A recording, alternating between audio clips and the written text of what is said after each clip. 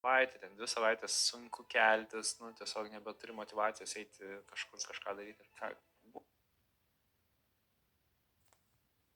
Nu, tu turėti iš tikrųjų. Jeigu aš vieną pusę jau nueinu, man tarsi jau atrodo nebėra prasmės grįžti kitą. Kad jau viskas jau prarasta. Bet kaip geriausiai save prisimenu, tai iš tikrųjų, kad man vis laik viskam atrodo per vėlų. Mes labai mėgstam pavyzdžius, kur žmonės išlipa. Bet mes niekada negalvojam apie tos, kurie neišlipa ir niekada nesigilinam, kodėl jie neišlipa. Tau būna taip, kad, nu, nežinau, dingsta motyvacija. Tiesiog, vat. Nu, va čia va labai gerai žmogus pasakė, aš nežinau nei vardo, nei pavardės, dar, Benas, turbūt. Ir labai teisingai pastebėjo, kad mūsų kaip visuomenės užduotis yra padėti vieni kitiems.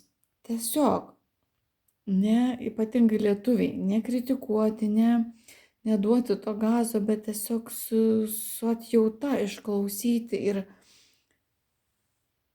tiesiog palaikyti.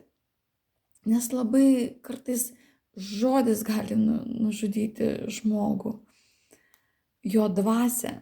Aišku, mes turime būti labai stiprus, bet kai tu esi pažeidžiamas tuo metu ir dar tau užmeta akmenį, nu tai tave suvaro, aišku.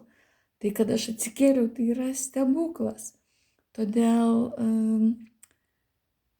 kviečiu visus į Aljansum ir jūs abu ir būtent šitą vyruką Benas, tai ir Beną, ir Aurimą kviečiu pas mus į Aljansum ir